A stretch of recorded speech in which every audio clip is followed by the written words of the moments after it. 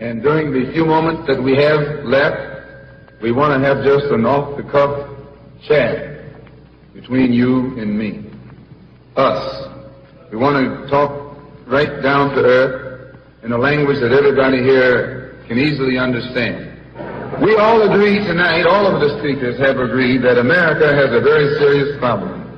Not only does America have a very serious problem, but our people have a very serious problem. America's problem is us. We're her problem. The only reason she has a problem is she doesn't want us here.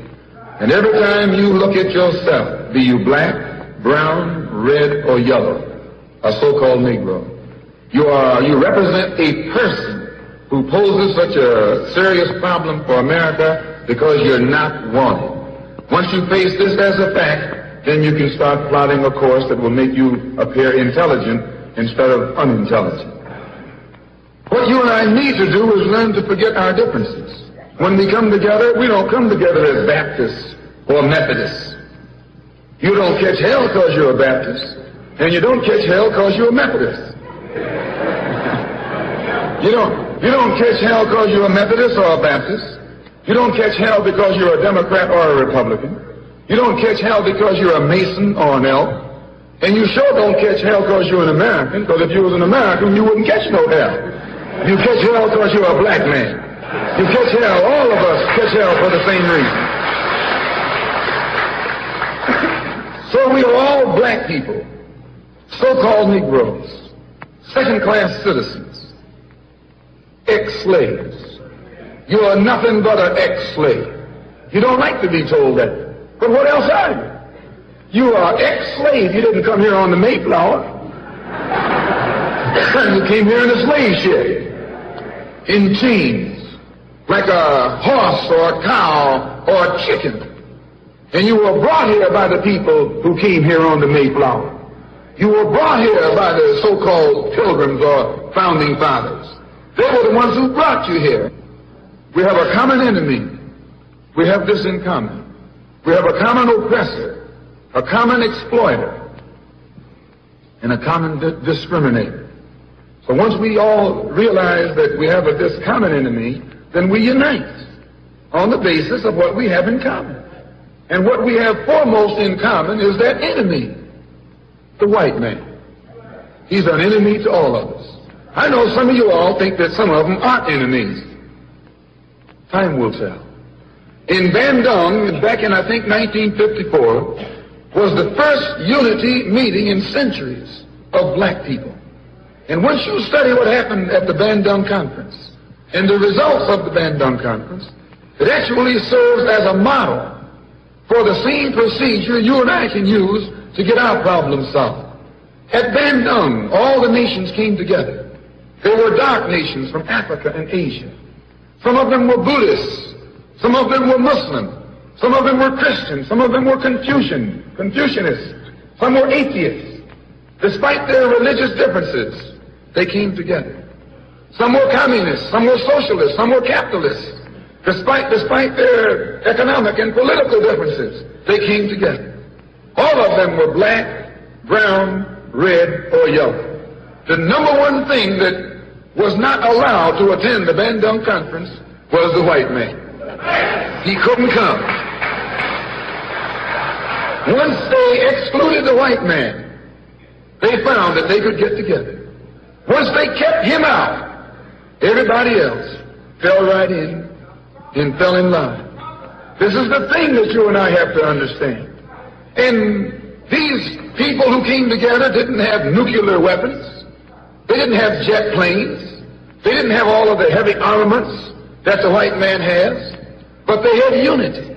They were able to submerge their little petty differences and agree on one thing, that though one African came from Kenya and was being colonized by the Englishmen, and another African came from the Congo and was being colonized by the Belgian, and another African came from Guinea and was being colonized by the French, and another came from Angola and was being colonized by the Portuguese.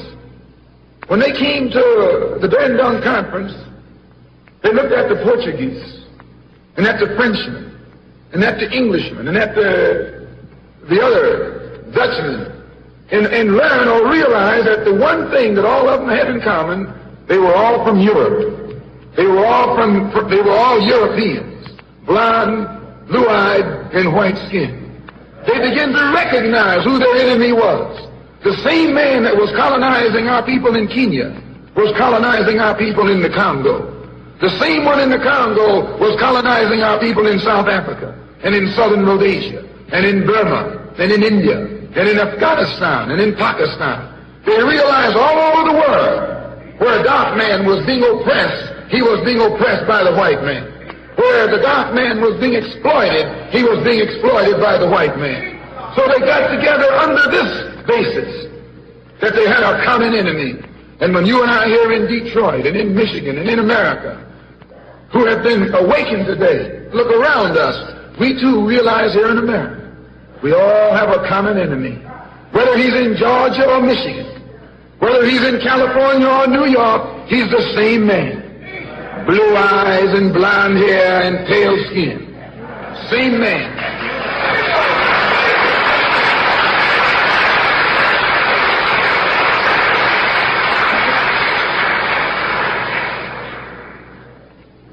So what we have to do is what they did. They agreed to stop quarreling among themselves. Any little spat that they had, they'd settle it among themselves. Go into a huddle. Don't let the enemy know that you got a disagreement. Instead of us airing our differences in public, we have to realize we're all the same family. And when you have a family squabble, you don't get out on the sidewalk. If you do, everybody calls you uncouth, unrefined, uncivilized, savage. If you don't make it at home, you settle it at home. You get in the closet, argue it out behind closed doors. And then when you come out on the street, you pose a common front, a united front. And this is what we need to do in the community and in the city and in the state. We need to stop airing our differences in front of the white man. Put the white man out of our meeting, number one. And then sit down and talk shop with each other. That's all you got to do.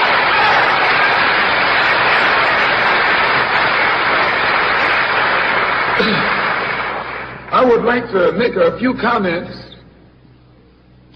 concerning the difference between the Black Revolution and the Negro Revolution. There's a difference.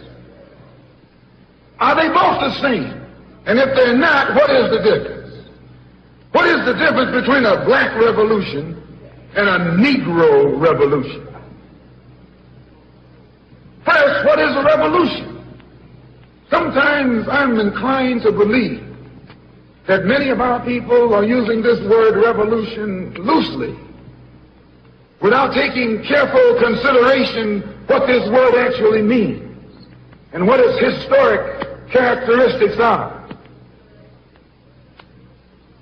When you study the historic nature of revolutions, the motive of a revolution, the objective of a revolution, and the result of a revolution, and the methods used in a revolution, you may change words. You may devise another program. You may change your goal and you may change your mind. Look at the American Revolution in 1776. That revolution was for what? For land. How was it? Why did they want land? Independence. How was it carried out? Bloodshed. Number one, it was based on land. The basis of independence. And the only way they could get it was bloodshed. The French Revolution. What was it based on? The landless against the landlord. What was it for? Land. How did they get it? Bloodshed. Was no love lost. Was no compromise. Was no negotiation. I'm telling you, you don't know what a revolution is. Because when you find out what it is, you'll get back in the alley. You'll get out of the way.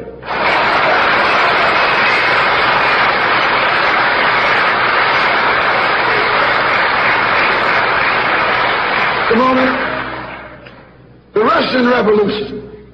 What was it based on? Land.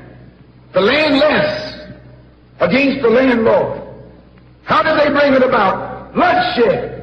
You haven't got a revolution that doesn't involve bloodshed. And you're afraid to bleed. I saw if you're afraid to bleed. Long as the white man sent you to Korea, you bled. He sent you to Germany, you bled. He sent you to the South Pacific to fight the Japanese, you bled. You bleed for white people. But when it comes time to seeing your own churches being bombed and little black girls murdered, you haven't got no blood.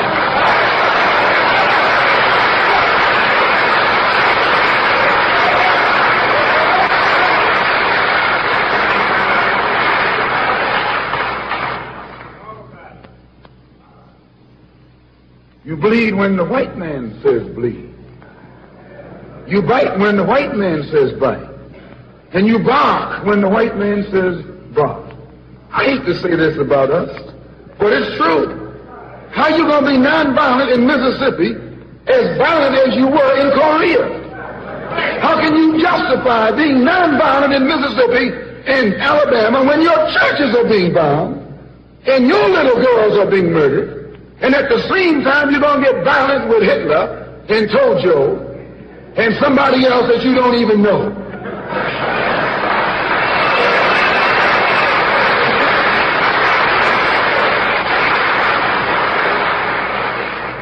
If violence is wrong in America, violence is wrong abroad.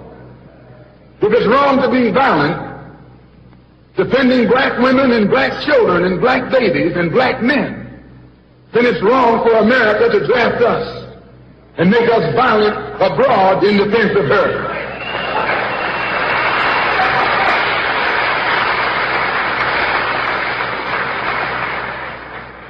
And if it is right for America to draft us and teach us how to be violent in defense of her, then it is right for you and me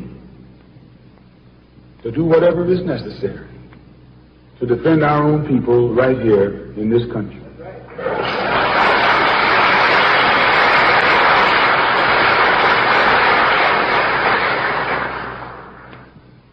The Chinese Revolution. They wanted land. They threw the British out, along with the Uncle Tom Chinese. Yeah, they did. They set a good example. When I was in prison, I read an article, and don't be shocked when I say I was in prison. You're still in prison.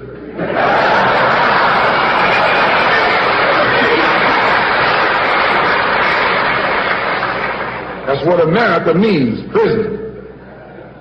When I was in prison, I read an article in Life magazine showing a little Chinese girl, 9 years old. Her father was on his hands and knees, and she was pulling the trigger because he was an Uncle Tom Chinaman.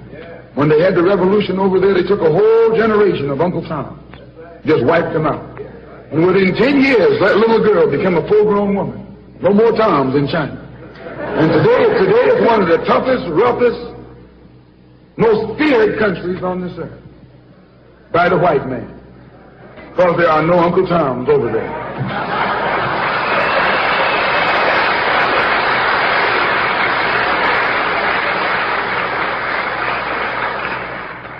Of all our studies, history is best qualified to reward all research. And when you see that you got problems, all you have to do is examine the historic method used all over the world by others who had problems similar to yours. And once you see how they got theirs straight, then you know how you can get yours straight. Please. There's been a revolution, a black revolution going on in Africa. In Kenya, the Mau Mau were revolutionaries. They were the ones who made the word uhuru. They were the ones who brought it to the fore. The Mau Mau, they were revolutionaries.